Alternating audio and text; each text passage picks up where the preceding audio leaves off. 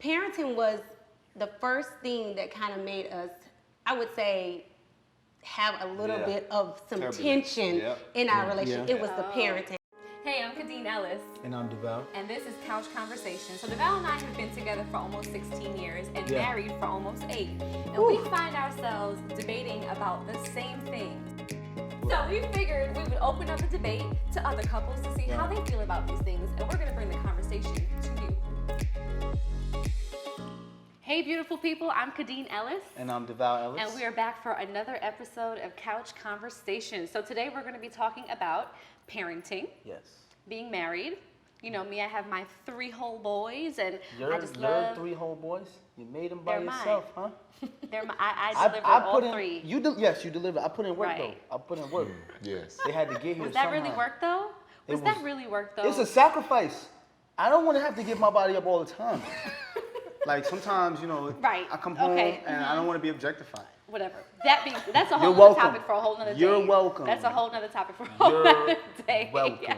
So we're talking about parenting, being married couples, but also individuals, having been raised differently, different cultural differences maybe, religious backgrounds. So many things go into parenting. So that's what we're going to talk about and hash out today. And we have a return couple. We had such a great time on our last episode together. Introduce yourself one more time. I'm Angel Lakita Moore Tanksley, the better half of this man right here. Yes, Marcus Anthony Tanksley. I as well gave her 3 sons. Yes. Yes. We've been married for 11 years, together for 14 years. Yes. And marriage has been fun. We laugh a lot. It's been fun. Yeah, we laugh a lot. But how about this? Parenting has been? Oh, man. For me, it's been fun. A little hilarious, a little trying. Okay. Yeah. Trying, I definitely would use that. Fun too.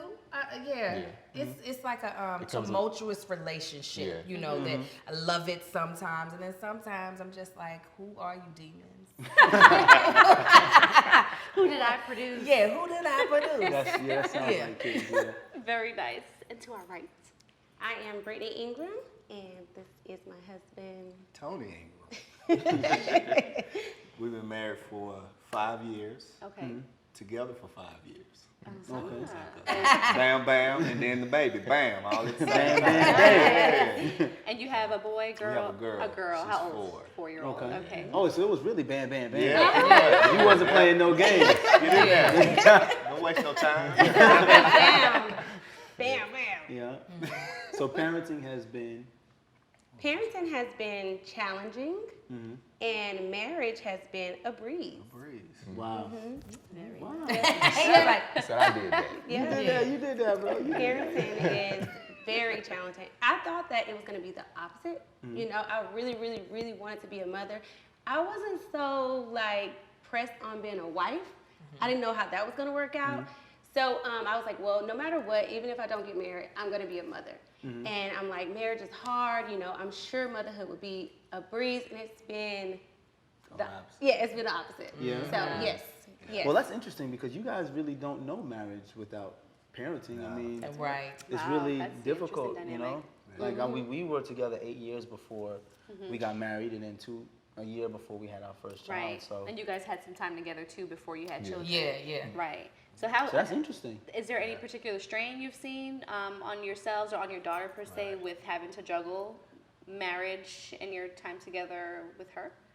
I would say not having that time together, we didn't really know each other. And so that was a chance of, when she came, it was like we were basically getting to know each other. Yeah. Right. Oh, yeah. And so it forced us to grow quickly. Yep. It's like, okay, hey, we got to be on the same page because she needs us. Right. If we're not on the same page, then we're a disaster. And not only that, we were in another country together. So we were not in the States. We didn't have any family. It was just me, Tony, and the baby. We were in Japan.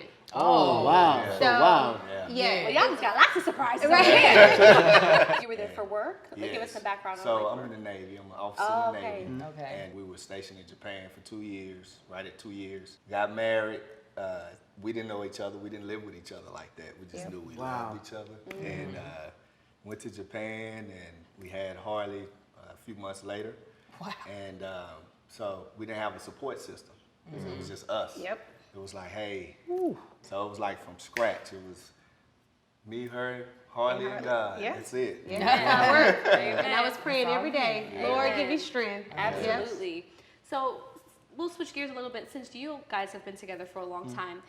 Going into the potential to get married and things like that, do you discuss or did you discuss A, wanting to have children and were you on the same page? And B, did you ever think of any parenting must-haves or do's and don'ts that you guys were kind of aligning on or maybe felt differently about? I don't know if we ever discussed having kids. I think we just knew. Yeah, we knew we would have kids. By the time kids came around, it was like, we would, not yet. What do you mean? We weren't planning on having the kid when we had him, but I think we knew like we were most going to of us. have. Right. Who's ever really ready? Right. But I knew, and we didn't have the discussion about it. Like, he grew up in a 2-parent household with an active mom and active dad. I grew up with a single mom. So for me as a kid, my mother was the judge, the jury, the president, Congress, everything. Like, she made all the decisions. So I knew for me, it was going to be like a change in my mentality of realizing this was a collaborative effort. Because my mother didn't collaborate with anybody. Whatever she said went. There was nobody she was asking for, like, is this okay? Right. And my mother raised all girls. With us raising boys, I didn't have guys in our house. I would say it was your mom and your sisters. Yes, it was this would four. be It was totally 5 different. girls in the house. That was it. My mom and the 4 of us. So I knew going in that I was going to have to change my perspective of what parenting looked like, just because my situation was completely different than what I was raised in. And how did it affect you? Because you have a brother. Yeah. Well, I have a brother and a sister, and so in our household, my dad was a little strict because his father was strict. His mom was kind of the safe haven. So was my mom. Right. And however, if we did something to make mama discipline us, we knew we really messed up. Yeah, you messed up. But knowing that her mom was also the disciplinary and playing both roles to where it was split in our house, I knew it was always always a discussion of, oh, you claim you're gonna discipline the kids, you're not gonna be able to discipline your kids. Right. But it's like that natural. I think it's like a natural fatherhood where they have like a natural fear of you. So Yeah, it's like, all you gotta absolutely. do is speak up. It's like, hey, one of those things is like I realized I had the daddy voice and it shocked me. It was like, hey, cut that out. I was like, it worked. Yeah. He doesn't have to do as much as I do. I think I probably would be like, oh, don't be so mean, if he had to be as mean as I have to get them to do what I want them to do. He don't have to do much. He just has to show up. I usually just have to say, I'm gonna call your daddy, and they're like, all right. That's the But same thing. It's funny, because the minute I go to discipline Jackson or speak to him about something that I did not like, are you gonna tell daddy? And I was like, well, can't we just have our own situation here where we can hash this out and I don't have to include your father? Dad voice. But it's something about like daddy. There's like this healthy fear. I don't even think it's a fear. It's like you don't want to disappoint your dad when you're a boy. That's your first superhero. Like when I looked at my father growing up, it was like, dang, that's my dad does everything. He goes to work. He has my mom. He cook. He do everything. So I want to be like my dad. So if my father ever looked at me with that disappointment, like I did something wrong, it kind of hurt. You know what I'm saying? Yeah. And it was different for my mom. I really just loved my mom. Like, she was just perfect to me. Absolutely, yeah. But with my dad, it was just like, don't disappoint. Yeah. Like, you know? Right. That's how it was. That was the biggest thing. It's more of a disappointment. But as far as us like planning how we were gonna do it, there was really no plan. It was like we kind of figured it out going along the way. I think you were the first one to actually discipline our oldest one.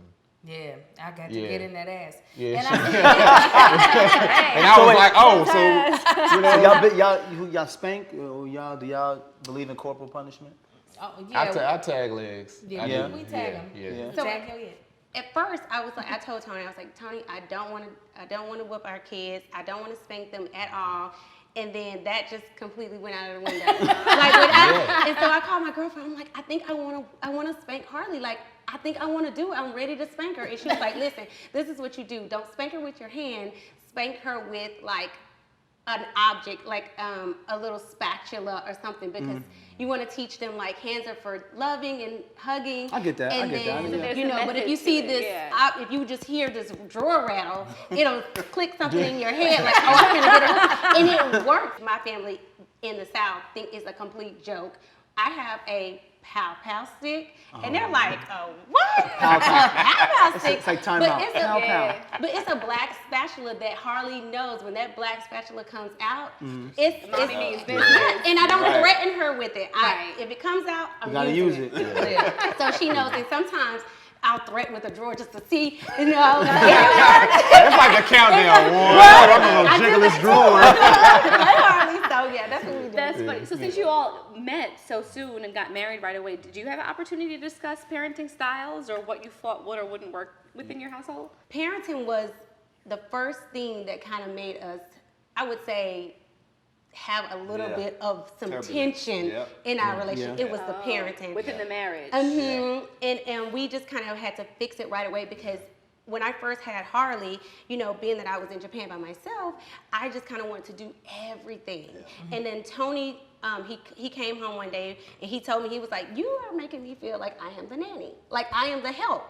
And I'm like, I feel you, bro. I'm We've been like, through that. whoa. I'm We've been like, through that. okay, I gotta change it up how I allow him to parent Harley because I was like, oh, don't hold her head like that. Oh no, do that. Oh, man, oh we- no, don't do that. yeah, You know, do it Oh, this way man. or do it my way. And I was like, I need him. I can't make him feel like the outsider. So I just kind of had to bite my teeth, turn around, walk away, and just allow him to parent. his way. I told her, I said, give me a chance to make a mistake. Yeah. We're both like, you know, this is new to us. There's no handbook for this. There's no Absolutely. right or wrong way to do certain things. You know, we just going off of what we were taught growing Yeah. up. And, you know, you pick something from here, you pick something from there. Right. Yeah. And, you know, you just got to try. You got hope to for the figure it out. best. And so I say, you know, let me jump out there, man. You know. Nah, I think Yeah. that's always an issue Yeah. amongst parents because moms have that natural instinct. I carried this person, so let me do. I can do it the best way. I Yeah. know. So for us, what used to happen was I would go to do stuff, and I would always get questioned or don't do it like this. So after a while, I was like, you know what? I I'm have a tired system. I have a of, method, of so. hearing not to do it that way. Right. So I stepped back and let her ask.